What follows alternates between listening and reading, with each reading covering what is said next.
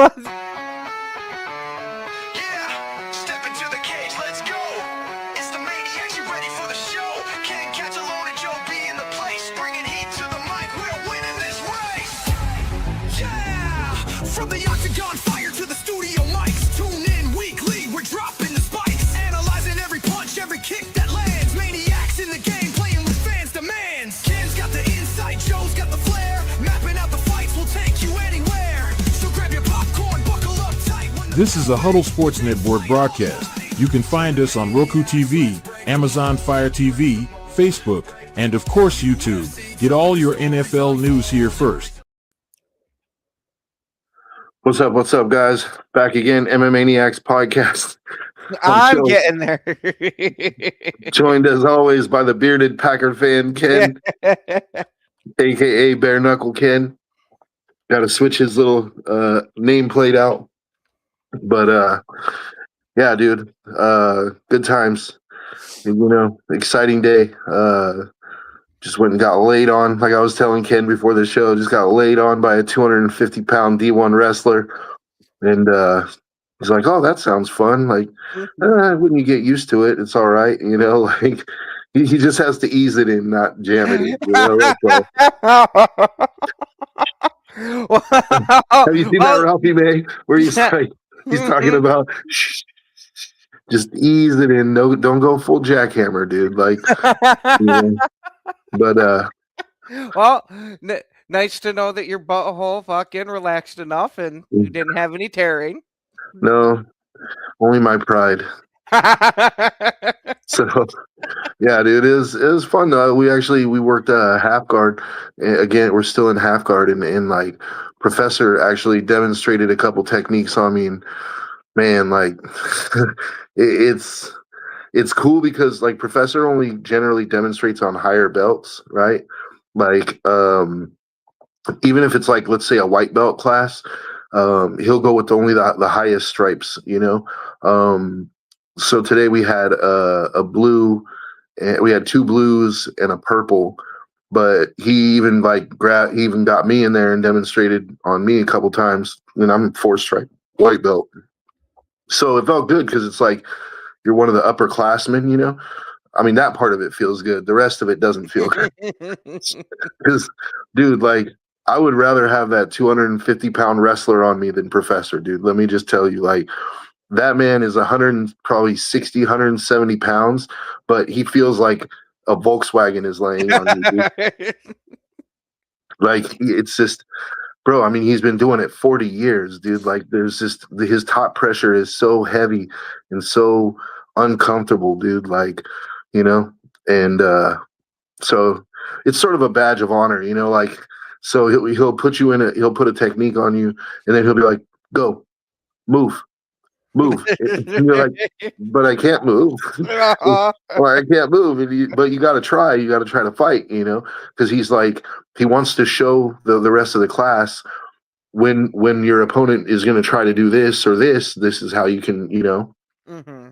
So there's one guy, one of our new blue belts, he started fighting hard, dude, and like Professor made an example out of him, and not in a malicious way, but like it was kind of like he was not really going with the flow. So Professor's like, oh, okay, well, let me show you, So then let me take that down a notch or two for you. So it wasn't being aggressive. It was just he was being smart. Oh, He was using his blue belt skill to try to counter what Professor was doing. And he's a good blue belt. Like he's a very he's pretty good, man. So Professor was like, oh, okay, like I actually got to do a little work here. Okay. And so then like he made him pay, dude. And then at the end, like once he let him up and we're going to do our technique, I turned to him. I'm like, hey, bro, thank you for your service. And he started laughing because it's like better you than me, dude. Like, you know what I mean? Like, because I'm the type, bro. Like if Professor is on me and he's like trying to show something, I'll fight a little bit. But once I know I can't move, I'm just like, yeah, I just give up. I'm just gonna let him do what he needs to do. I'm not going to sit here and make it worse, dude, because I know whatever I do, he's going to make it worse. Like, he's going to make it so uncomfortable. It's a game of chess, dude. He's not going to, the technique is over when it's checkmate. So I'm just like, as soon as he captures my queen, I'm like, fuck it, dude. I just lay the king down, like set the board up again, dude. Like, So yeah, it was funny. Good times, man. I love training. But yeah, so we have some kind of interesting news. Like before we get into the card from last week. Mhm. So you remember we were talking about how Mauricio Hoofy had temporarily left the Fighting Nerds gym to go train with Volkanovski for this fight with Fiziev, right? So Kaio, who's kind of the head of the Fighting Nerds, said, "Yeah, it's no problem. Like, he's still one of us." But the coach for the Fighting Nerds said, "Yeah, no, I'm not cornering Hoofy for this fight." Like, he kind of said like he made his choice. Like he went over there. Like, So there's definitely some animosity in the camp. And then John Silva, who's coming off, a win from the card before, a big win over Arnold Allen, he actually just like came out on Twitter and said like basically there is no more Hoofy and John. Like there is no more like friendship basically. Like I don't know what happened, but apparently, I mean, so I want to get into this a little bit because there's some interesting dynamics here. Yeah, because as far as I knew, these motherfuckers were thick as thieves. Thick as thieves, right? And not just that, but they're a really good team, right? It's like if you think about it, so you have there's like 5 of them, right? 4 or 5 of them, but you have at 145 you have Jean Silva who just beat Arnold Allen, so he's going to be up. Matter of fact, can you pull up the rankings real quick while I'm breaking this down? Yep. The featherweight rankings. So Jean Silva should be up in the top 6 or 5, maybe 5, but at least the higher top 10. So you have John Silva at 145, you have Hoofy at 155, you have Pratis at 170, and then you have Kaio at 185, right? So it's like if these guys all hit on their potential, which I believe that they could, you could realistically have one team control 4 belts. And not just 4 belts, but 4 consecutive belts. Like basically from featherweight all the way up to middleweight, it's the Fighting Nerds, dude. You know what I mean? So for them to be on Hoofy like this, it doesn't make sense to me because Hoofy is actually, in my opinion, one of the better guys on the team, and he's closer. I mean, after this, you saw the fight, right, with Fiziev? What the recent one here? Yeah, just this last weekend. Yeah. Remember he hit him with that right hand and I thought he was actually losing that fight until then. yeah, I mean, I'm not gonna argue with you, like, but he found the shot that he needed, right? Yep. Mm-hmm. And the thing is, nobody finishes Fiziev. Like Fiziev has only been finished, I think, once, dude. He got 1 punch KO'd by some Dagestani or Russian dude, but a Russian not a Russian Fedor, a Russian like Shavkat or you know what I'm saying? Like a Dagestani kind of a Muslim Russian. And with a Russian Muslim name, right? Mm-hmm. He got 1 punch KO'd. But other than that, Fiziev never gets finished, dude. So the fact that he got finished is crazy to me, number one. And it should, Hoofy was at 14, Fiziev was at 9, so it should push Hoofy up, considering not just that he won, but that he won by finish against the guy who never gets finished. I'm thinking it should put him up in that 8-7 range, which is, his next fight, he should fight up the rankings. So he might get a top 5 guy, like number 5, So Hoofy is is potentially 2 fights away from a title shot. If he can fight up the rankings against like the number 5 guy and win there, then he'll get a shot against another higher top 5 guy, like the number 1 or 2 or 3 contender. And if he wins that, he's the next in line, right? So it doesn't make any sense to me for the Fighting Nerds to throw this guy off the team when he's the closest out of all your people to a title shot right now. Well, maybe not the closest because Pratis is pretty close, right? Like, can you pull up the welterweight rankings as well? So we'll go through that right now. Jean Silva, what's he ranked right now? Silva, he's ranked 6th. Yeah, that's what I thought. After the Arnold Allen fight, he moved up into that high top 10, almost top 5. Hoofy is 9. Really? So they basically gave him Faziev's spot. I thought they could have done a little bit better. I thought they could have put him at 8 or 7, to be honest with you. I felt like it would be deserved. But okay, so he's number 9. So his next fight, technically, I mean, you could match him up against like the number 5 guy, right? And I would look to do that. Which would be Benoit Saint Denis. That would be a fucking banger, dude. I'm going Hoofy on that one. But let me tell you, like Benoit is. I was gonna say after what I saw from Benoit, man, I like Hoofy and all, but holy shit, that's gonna be a hard hill to climb. But see, styles make fights, man. Mhm. And the thing about Benoit is he's former French special forces, dude. Like, so his fighting style is all attack, like it's all attack.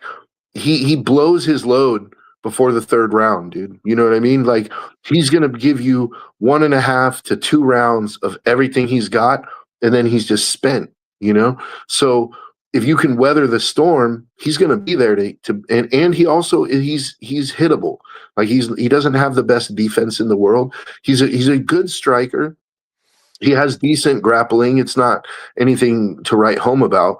He's got the heart of a lion, but Hoofy is a very strategic striker. So I actually favor Hoofy in that fight fairly easily. I don't think he gets finished by Saint Denis, and I think Saint Denis' only real chance is a finish. Like, I think Hoofy is smart enough and technical enough to stay on the outside and just like Saint Denis going to bum rush him because that's what he does. He's going to bum rush him and try to end the fight. But if he can't, he's either going to get caught on the way in because what I'm starting to see with Hoofy, he almost has that McGregor quality where it's like he'll time you and you know, like he's just waiting for that one time that you step into range to where he can uncork that right hand, dude. And once you step into the range, it's too late. You know? He has that one punch power that maybe it won't flatline you instantly, but it's gonna have you like Faziev, you know, like you're gonna be done, like, and he'll finish you from there. And he's a good finisher. So yeah, Saint Denis would be a good fight. But so Jean Silva is number 6, right? So I guess yeah, you said he's number 6. So technically Jean Silva is the closest to a title fight. Hold on. Or Pratis. Yes, Pratis beats him by literally 1 spot with being at 5 at welterweight. Okay, so Pratis is the closest to a title shot right now. I was going to say, but all 3 of these guys are almost in the same cluster. Granted, it's different divisions, but they're ranked right around the same. It's from 5 to 9. And where's Kaio? Kaio's at 185. He might be the only one that's outside the top 10 because he's coming off a loss.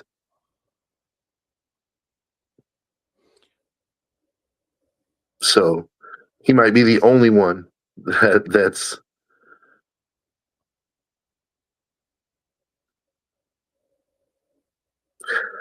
and it's because he's the weakest striker of the group. And he's light heavyweight, right? No, he's middleweight. Thought you said 185. Yeah, 185 is middleweight. 205 is light heavyweight. Oh, okay.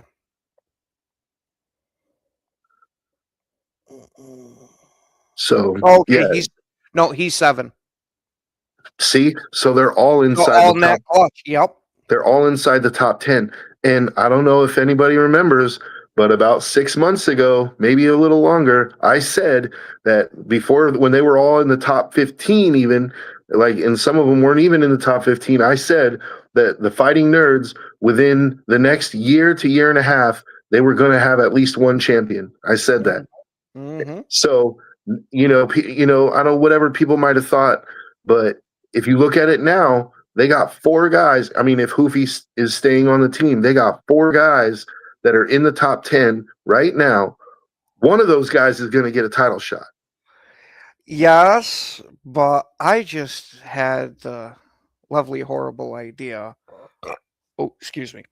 If we're not getting, the grudge match between Ilya and Patty, are we starting to see a grudge match develop between Silva and Hoofy with what came out in the comments? Granted, this is super early and we're massively speculating here, but what makes a damn good rivalry besides friends that fucking fell out? I don't disagree with you in the sense that I think there's legitimate, at least as far as Jean Silva is concerned, there's legitimate beef, right? But to me, Mhm.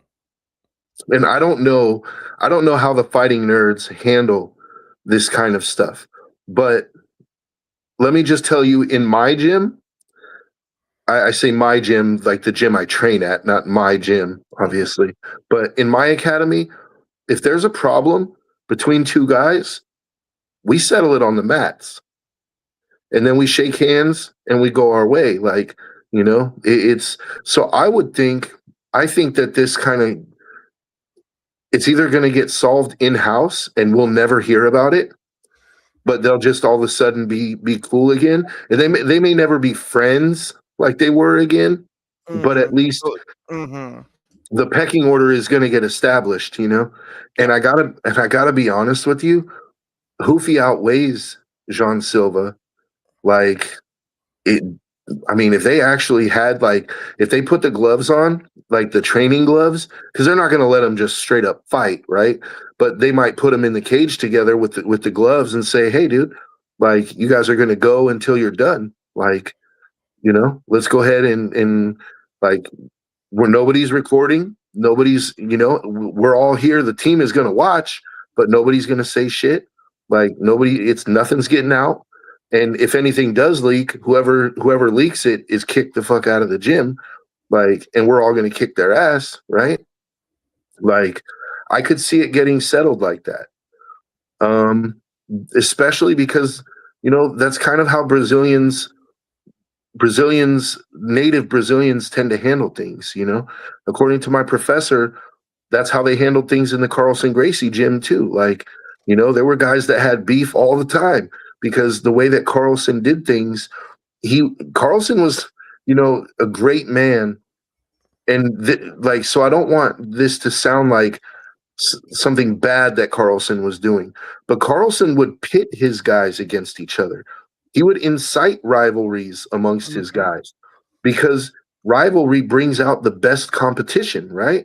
Like, so he would have, everybody understands that we're teammates, but only one guy gets to compete for the blue belts at this week's tournament. So everybody's going to try to kill the other guys because they want to be the one that Carlson picks to be, So my professor told me, like, there was some knockdown dragouts, dude. Like people were trying to kill each other. The way he told it to me was, if you were a blue belt, you didn't have blue belt friends at that academy. Like, you might be friends with the purple belts and the brown belts, but you weren't friends with the blue belts because they were your rivals, So, but everything got handled in house, and they didn't talk about it like afterwards. They didn't go and like, oh, these two had beef, but this guy kicked this guy's ass. It was like everybody had honor about it, and it was like, it's settled and that's it. Unless you want some more, like, then you can, You feel free to, Let's go for round 2. yeah, we can be here as long as you want until you get it out of your system.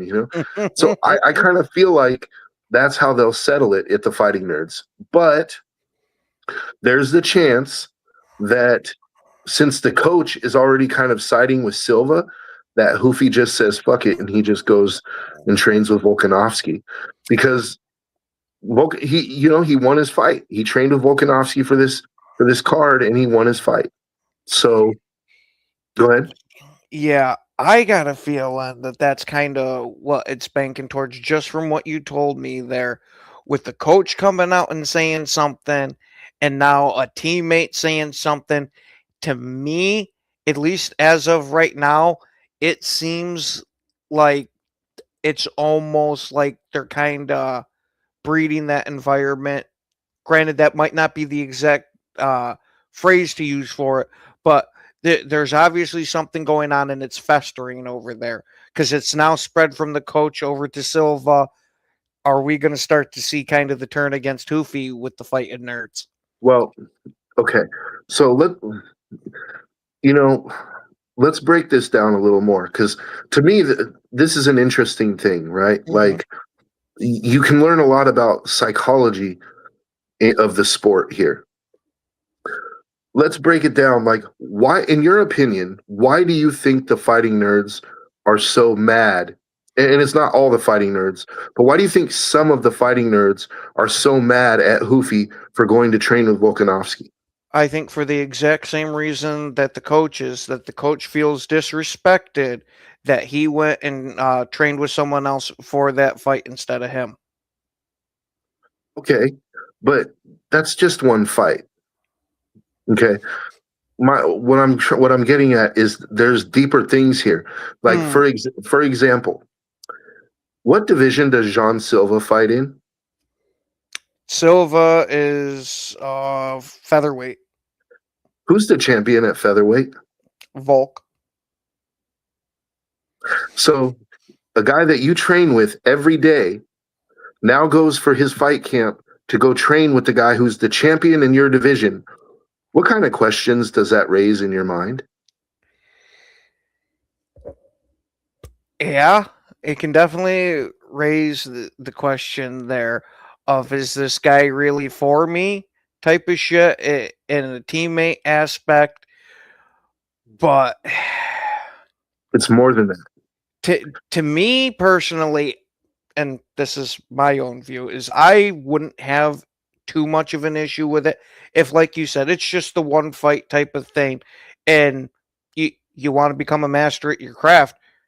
You should want to learn from multiple different teachers to a degree. Mm-hmm. But go ahead. You're missing one of the key things here. And it's not just you. Like, a lot of people, I don't think understand this part of it. Why do you think Silva is really so upset?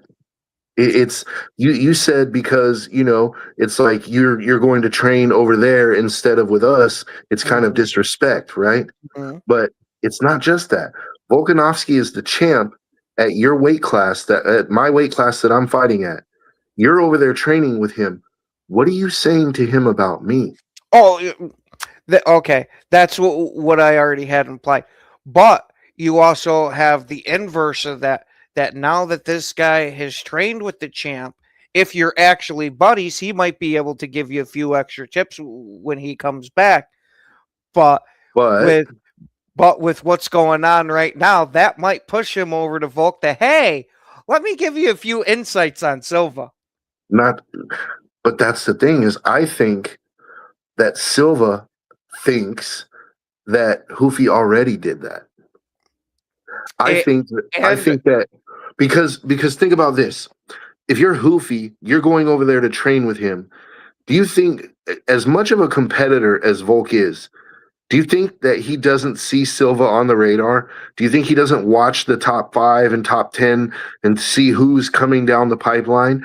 And all of a sudden, you have the chance to train with a guy who trains with a guy who you're potentially going to fight in the next year and a half, right? Do you think that if you're Volkanovski, that you're, whether Hoofy says anything or not, do you? I believe, and I'm just gonna say this, like I believe 100% that Volkanovski would say, "Hey, so in almost a playing way, what's up with your boy Silva? Like, is there anything you can give me some game about him?" And I 100% believe that Hoofy would shut it down and be like, "Come on, Yep. man, that's my boy. I can't do that, right? Absolutely. You have to find out for yourself." But Silva doesn't know that. Number one. Yes, but if this guy is that much your friend, do you really think that he's just going to backstab you? Because if that's already sitting there in your head, that sounds more like an insecurity type of thing. Well, and I'm not done. Like, Oh, okay. no, I wasn't trying to say like be quiet. I'm trying to say like I wasn't done. Like, there's more to this story, right?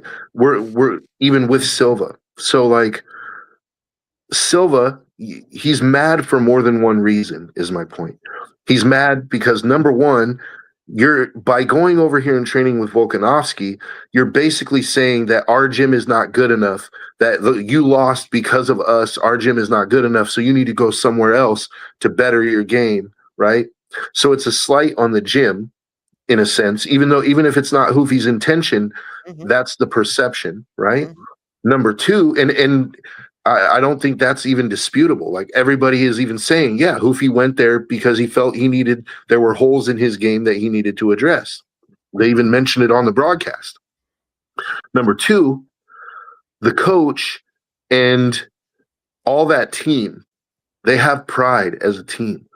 And the Fighting Nerds, two years ago, 2.5 years ago, they were nobodies. Nobody knew who these guys were.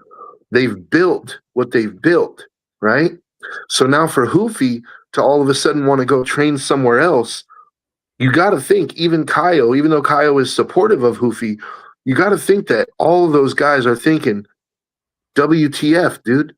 Like, we built this thing together, and now all of a sudden, at the first sign of trouble, the first sign of one loss, you're going to go and like go to some other team? Like, what happened to the vision? The vision was for all of us to win belts together, and the Fighting Nerds become the most dominant MMA team in the world. You're kind of selling out that vision, right? So I think that's part of Jean Silva's beef too, is like he feels not only did it potentially Hoofy sell him out to Volkanovski, but that he sold the team out on their vision, right? And so I feel like he takes it as a personal disrespect. And because he takes it as a personal disrespect, I could see a world where they fight, right? Especially since holy shit, we've got a Motown Mitch back. Glad to see you again, buddy. Hope you're doing a lot better. Yeah, what's up, bud? Really glad to see you, dude. Yeah, glad you're doing better, man.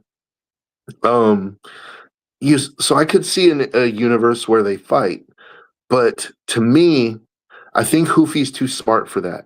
Because think about it for Volkanovski, right? Like, Silva fights at featherweight, so for him to fight Hoofy, he would have to move up for that one fight, right? They'd have to go up to 55 just for the grudge match.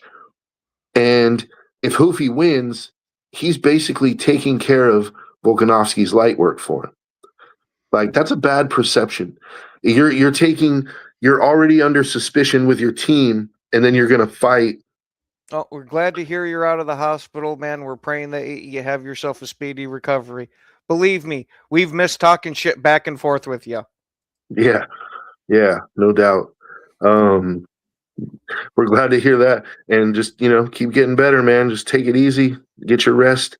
Do what the doctor tells you, and we hope that you're back to full health soon, dude. Oh, fuck yeah. But yeah, to me, it seems. I think Hoofy's too smart to do Volkanovski's light work for him, to take care of Silva for him. Number one, I really believe that this thing could get settled in-house and we'll never hear about it. Like, no matter who wins. Yes. I gotta tell you, I don't like Silva's chances, though. Yes, I can see what you're saying, but that's thinking that this grudge match is going to happen right around the corner. you might not see the grudge match for another 2-3 years, something like that. And if they both get to be champion, granted, we're taking a lot of what ifs here, but they both get to be champion. How many times do we see dudes hop up in weight class to go belt for belt? Yeah. The issue for me, the only real issue that I see with that is you have Ilya standing in the way there, which isn't as huge of an issue because I really think if Ilya beats Gaethje, he's going up to 70 to chase Islam. Like, I don't think he's going to stick around and make 4 or 5 defenses of the belt. He's on an Alex Pereira trajectory, right? Where Alex, he fought Israel Adesanya twice, right? He beat him the first time, lost the second time, and then immediately just moved up to 205 and just, won the belt there. And then he's been killing it at 205, but now like he has like a few defenses, like two or three defenses at 205. He lost the belt, got it back. I think he's going to be moving up to heavyweight here soon, like to try to capture that third belt, and then he'll be out because he's already 37 years old. I think he could continue to fight, especially at heavyweight. Guys fight into their 40s all the time. Mm-hmm.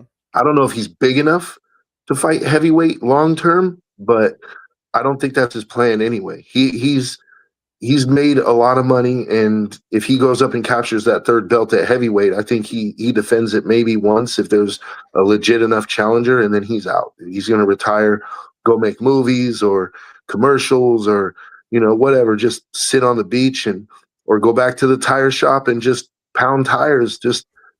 No, I mean it. Like, he's that kind of guy. Like, he'll go back to the tire shop and just work a regular job, even though he doesn't have to, just because, it's like he's got money, he's got what he needs, and he's not really a flashy guy that, you don't see him driving Ferraris and Rolls Royces and shit. It's like he's a really down-to-earth dude, right? I think Ilya is much more flashy, but I think Ilya is on that trajectory, right? He did what he had to do at featherweight. He beats Volkanovski. He knocks out Max. Then he goes up to 55. He knocks out Max, right? And then he'll knock out Gaethje.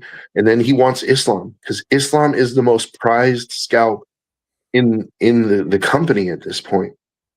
If you can just hang Islam's scalp on your wall, like you've cemented not just Hall of Fame status, but legendary status, especially if you can capture a third belt while doing it, right? Because I don't think there's ever been a 3-division champion. Not that I know of offhand. I think maybe Randy Couture might have done it. But I don't know if even he did it, because I know he won at 205 and at heavyweight, but I'm not sure if he won at 185. Nope. They're still waiting for the triple champ. Yeah, see, there's never been a triple champ. So Ilya is on that trajectory. He's on that trajectory, I believe. So it's possible, right? But realistically, you have all 4 fighting nerds, right?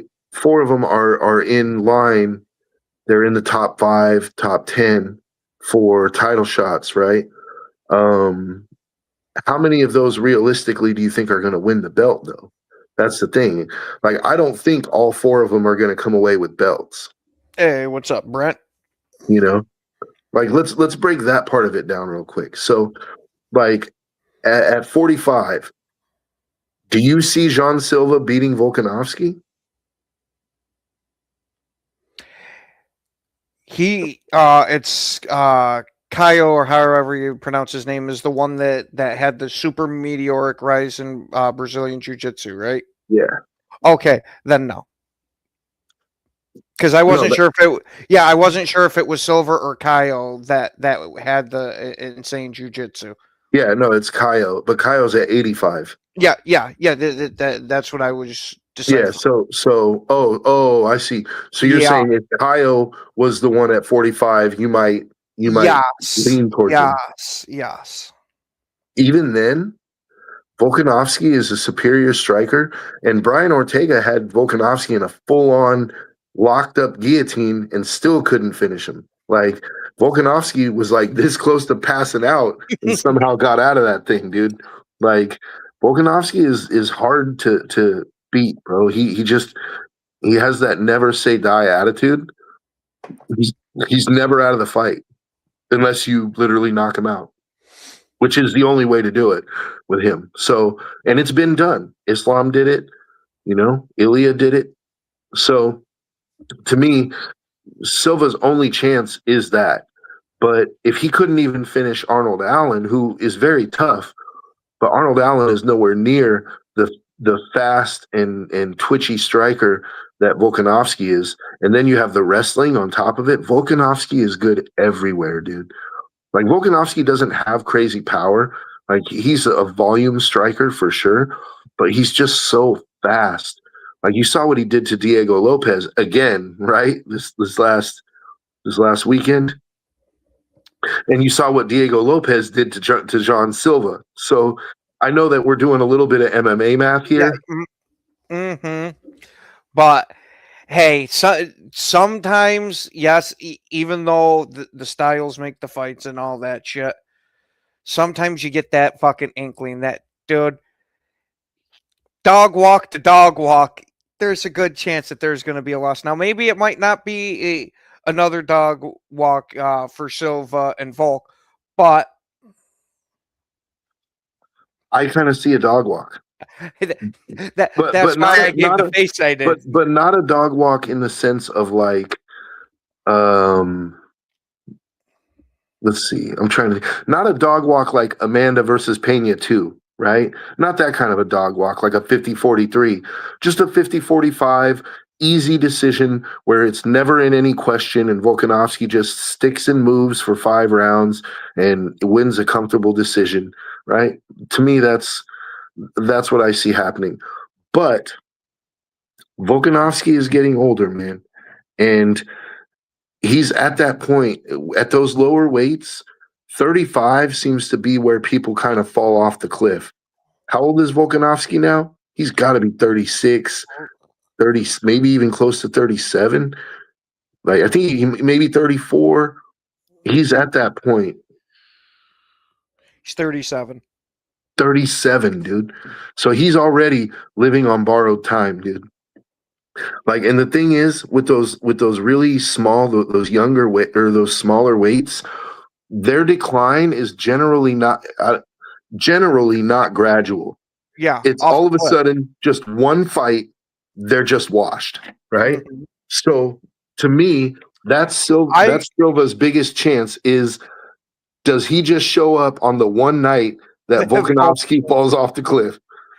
I wonder if, because we see this so much with the lighter weight classes, is how much is that cutting that weight to get to their taken off of their career?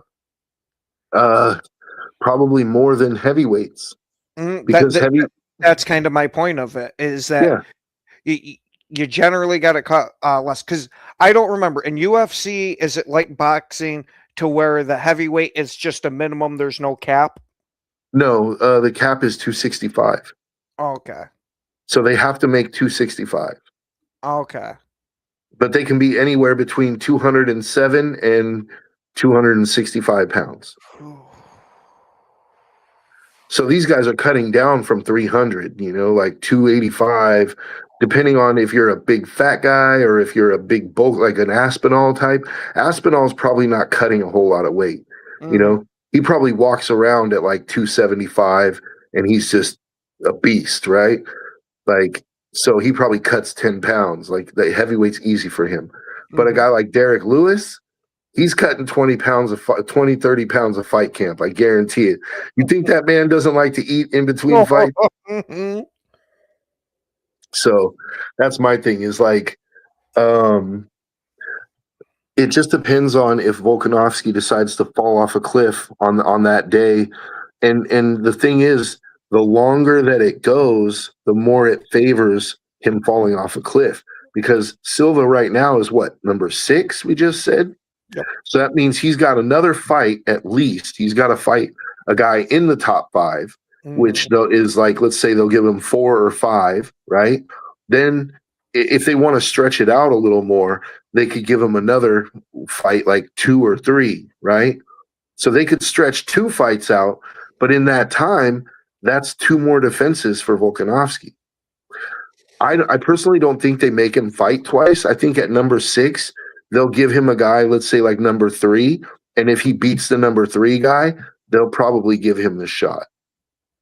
So that's still 1 more defense for Volkanovski, 1 more opportunity for Volkanovski to fall off the cliff. Now, I do think Volkanovski is athletic enough that even if he falls off the cliff against inferior competition, he might still be able to win a close fight, right? Like, he might be able to defend the belt 1 more time if he falls off the cliff. But you got to figure another year, because it's going to be another year, right? Silva just fought, so he's got another probably 4 or 5 months before he fights again.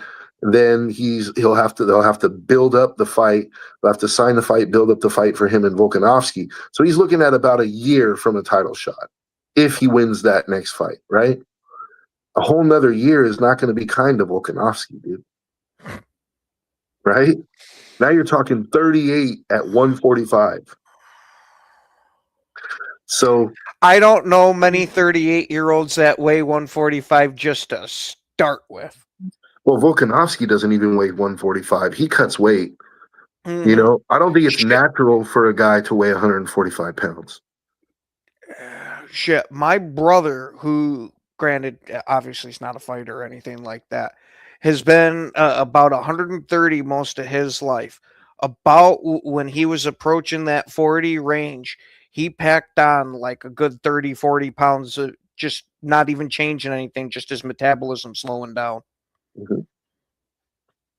Yeah, so I don't know, man. Like, but so we got Silva, right? His best chance really is if Volkanovski falls off a cliff in the next year, right? And just so happens to be when it's his turn to fight him, because there's a chance that Volk could fall off in his next fight, right? So he's got to hope that Volkanovski is good enough in the next fight, but then he falls off the cliff. Seems like a lot of hope, but at the same time, he's 37.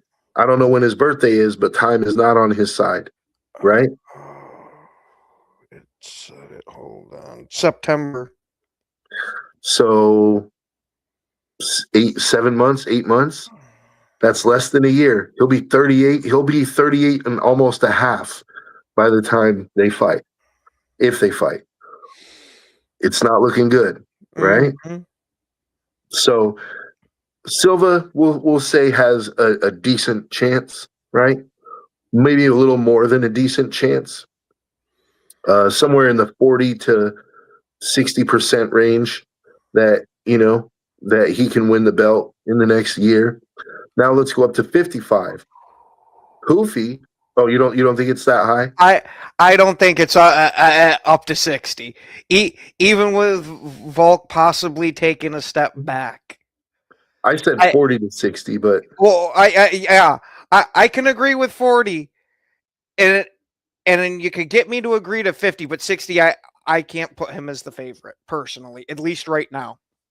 Well, you got to keep in mind, I'm not talking about putting him as the favorite in the fight. I'm saying the favorite in the circumstances, right? Like that there's a 60% chance. You're not just betting that John Silva is going to beat Alexander Volkanovski 60%. You're betting that within the next year, when Volk is 38 and a half, he's going to fall off the cliff. I think there's a 60%. Okay. I think there's up to a 60% chance that happens. Okay, that one I'll give you. Okay, now that I understand what you meant. Yeah, I think Volk is. It's a 60% chance to me that Volk he falls off the cliff in the next year, right? He's a tremendous athlete, but Father Time comes for us all, and he's undefeated. Now you go up to 55, right? Hoofy's number 9. So he's got a little path, right? But that actually benefits him because as good of a striker as he is, Ilya's a different animal, dude. Motherfucker. So Ilya's a different animal. So I don't know if the one thing I do like for Hoofy, though, is that he may not have Ilya power, but he has his own power, and he has length. Like his striking is very long, whereas Ilya likes to throw inside tight hooks, right? Like you don't really see Ilya knock people out with straight right hands or straight left hands. He knocks people out with hooks, compact, right on the chin hooks. Yeah, because he's a phone booth type of fighter. He Exactly. knows with him being shorter, him going out there and reaching like that, you just left all this shit in here just to get hammered with. When if you're up close and you set that short little hook, not many guys can throw those type of punches. And with the accuracy that he does. But here's the thing. Whereas you might favor, or you would definitely favor him over a guy like Gaethje, because Gaethje throws hooks too, right? Gaethje's power comes in hook bombs. He throws the Hendo bombs, right? Like, and you could argue that, like, so you would definitely favor Ilya over Gaethje because they're like, you don't hook with a hooker, and they're both hookers, right? Mm-hmm. But Ilya's the stronger hooker, the better hooker, right? One's worth a grand, the other one's worth $50. I knew exactly what I was doing there. I figured you did. Ilya is the better hooker for sure. But then you have a guy like Patty, right? What I always said was I liked Patty's chances because he's long, right? But then he fought Gaethje, and it was like, okay, fuck this shit up. if you can't even handle Gaethje with those hooks, unless you severely improve your boxing defense, like you're gonna get Ilya's mauled. gonna eat you. Ilya's gonna eat you, dude. Right? We might have a 45-second fight. However, Hoofy's a different animal because Hoofy has the length of Patty, but also the power of like a Gaethje. I don't think he's at Gaethje's power. Because to me, from what I see from Hoofy, is not that he's got the immense power. He has enough power. He's got that combination power in my mind. Granted, yes, I know you'll see him snipe and all that, but that's to set up the finish like you were talking about earlier, to where from what I've seen, at least personally, to me, he's got the strength, but it's not that pop. And yes, we're not comparing it to Ilya because that's a fucking planet away. Go back and watch Hoofy's last 5 fights. Okay. And then we'll come back to that one next week because I think you might be surprised. Hoofy can pop, dude. And his punch, like he doesn't, I agree with you that he's nowhere near Ilya's pop, right? But Hoofy, this is why I said at the beginning of the show, Hoofy almost has that McGregor thing going for him, right? That timing. And that timing beats power, precision beats speed, right? Like, and so when you have a guy who's long, like Hoofy is, compared to Ilya's got very short arms. Hoofy has the length, he has the reach, and Hoofy does knock people out with straight right hands, right? Which his hand, like, how is Ilya going to compensate for that, right? So I actually think, but with saying that, here's what I want to say. Also, the caveat is that I don't think Ilya is even going to be in the division by the time Hoofy gets a title shot. So I think you're looking at they're going to have a fight for the vacant title because I think after Ilya starches Gaethje, he's going up. I think it just makes sense, right? I think you have Ilya versus Gaethje on the White House card because that'll be a banger of a fight for the 95 seconds it lasts. Dude, I am so all for that.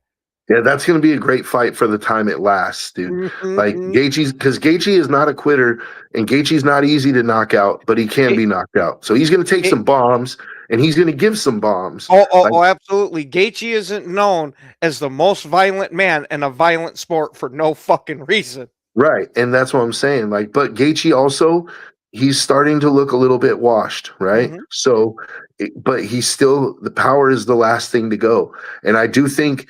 I think if anybody is expecting for Gaethje to not land a single punch in that fight, they're going to be wrong. Like Gaethje is going to land a punch on Ilya, and Gaethje has power too. So the one thing is, like, we saw Max.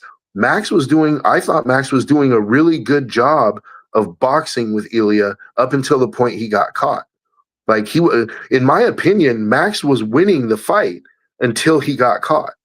Like, he was outstriking him. He wasn't damaging Ilya, but he was severely outboxing him. He was beating him by scoring points. Yeah, he was beating him by scoring points. He was beating him with technical striking, right? Yeah, yes, but to be fair, we have also mentioned too that Max is one of the best pure boxers in MMA. Oh yeah, I'm not saying he's not, but my point was that Ilya, as great as his boxing is and as crazy as his power is, he's been outstruck before, right?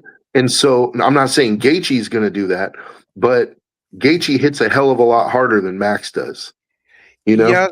Yes, but I also think Max is a decent amount fucking better of a boxer too. Well, yeah, I mean, I wouldn't say that it's like planetary difference, but you're talking a pretty huge fucking yeah, gap. There's a gap there for sure, and I mean, we saw it when they fought. Like, who was the one at the end of the fight on the canvas? That's kind of my point, because I think Ilya is a better pure boxer than Max too.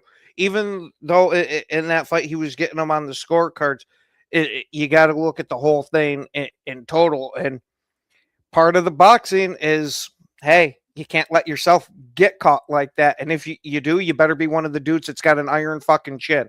Other than that, you better defend fucking everything. But my point with that was, we haven't seen Ilya's chin really tested yet. Like, he hasn't been caught flush by a real puncher yet, right?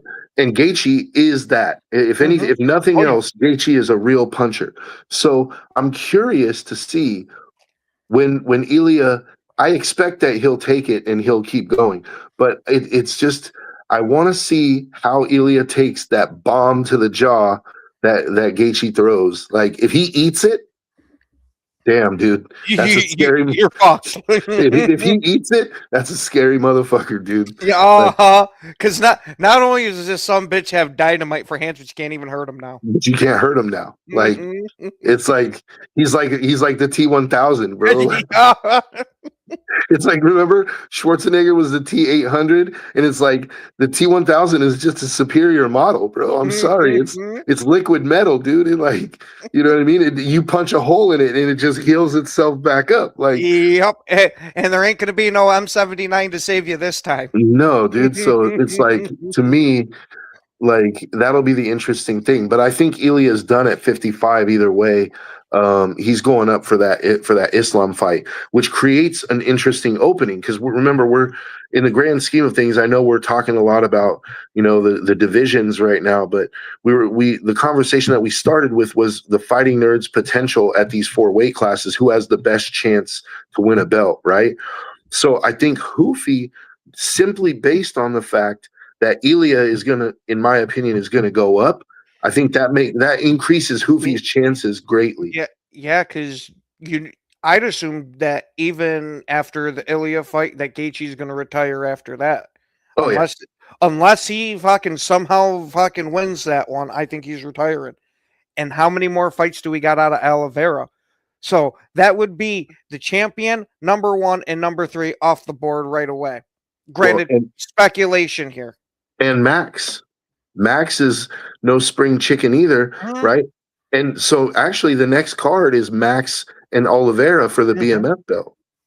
Like, so there's a chance that if Charles loses, he's going to hang it up, right? So you look at that top 5, like Hoofi. I think they're 5, all you would have is Armin and Benoit.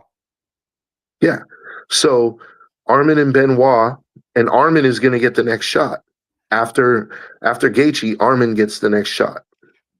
Well, you're gonna, if we're getting Ilya up in another weight class, that would leave Armin fighting either Benoit or Hoofi for that vacant belt. Well, if they make the Armin versus Benoit fight, I mean, the Hoofy versus Benoit fight. To me, that fight makes sense, but there's no guarantee that they're going to give him number 5. He's number 9 right now. They could give him number 7, number 6, like, you know, they could even give him number 8. But personally, I think number 5 is fair. I think it's a fair test for him, and I think Hoofy wins that fight against Saint Denis. I really do. So, but either way, he's got to beat Benoit. And then he's got to, you know, they could potentially set up the fight between him and Armin, like the number 1 versus the number. Well, he wouldn't be 5 after he beats Benoit. He might be number 4, right? He'll either take Benoit's spot at 5. So you'd have the number 1 versus the number 5 because every other guy in the top 5 is coming off a loss, right? So that could be a path to the title. And bro, that's going to be a tough fight for Hoofy. As good of a striker as he is, Armin is an amazing grappler. Mm-hmm. So Armin is not a very good striker. He's not a crazy good striker in my opinion, but he's an amazing grappler, and you know what his strategy is going to be from the first round, dude. It's going to be wrestle fuck city, dude. Like he's going to try to get this down and keep it down, right? So. But the thing is, he's going to have to get him down every round because every round starts standing up. So Hoofy's got a chance every round. So I like Hoofy's chances. But then you go up to 70, right? Now, a lot of this depends on what Ilya does. Because if Ilya goes up to fight Islam, now all of a sudden you have Pratis at 5.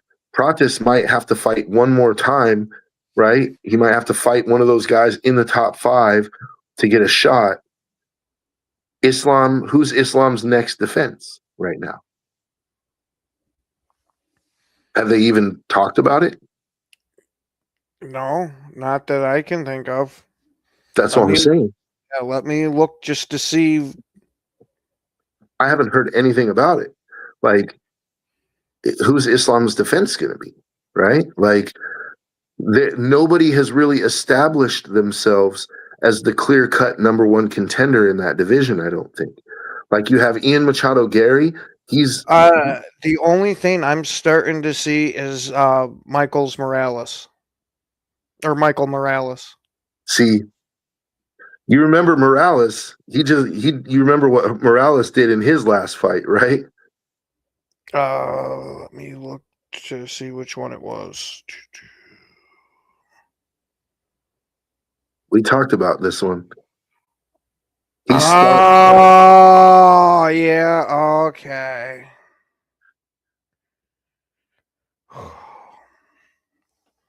Go ahead and say it. Just for the fans who might not remember, Michael Morales just whooped who? Brady. He just whooped Sean Brady, dude. And didn't just beat him. Finished him in about 90 seconds. Like, I think it was like 2 minutes, less than 2 minutes. Yeah, it was less than 2 minutes. It was no, hold on. The official time was 3.5. Okay. I thought it was 1.5. It felt faster than that. So 3.5 minutes of the first round, he finished Sean Brady, dude. Like, so Morales is no walk in the park for Islam, right? But so Pratis, let's look at that top 5. We only have like a minute and a half left. Look at that top 5 and see, because Pratis is 5. Who could he potentially fight next to try to get that title shot? You'd have either Belal Muhammad, but he's at 4, so I don't know how much that's going to move the needle. Then you got Ian Machado Gary and Jack Della Maddalena. I could see him and Jack. That would be a very interesting fight. Jack is a good boxer, although I personally, Pratis has the crazy power that I would lean Pratis in that fight. And then, like, it's Pratis versus Islam, dude, or Pratis versus Ilya. Like, either way, that's a big mountain to climb, bro. Like, so as much as I think Pratis might be the best on the team, either him or Hoofy might be the best on the Fighting Nerds, he's got the toughest mountain to climb. We're out of time, though. So, hey, thanks for joining us, guys. Next week we'll get into the card that just passed. I wanted to talk about it, but there's some interesting stuff going on with the fighting nerds right now, and the storylines, in the divisions. A lot of interesting stuff. So we just decided to get into that today. But we want to thank you guys for your comments. Remember to like, subscribe, share with your friends, and tell a friend about the show. Thank you guys, and we'll see you next week.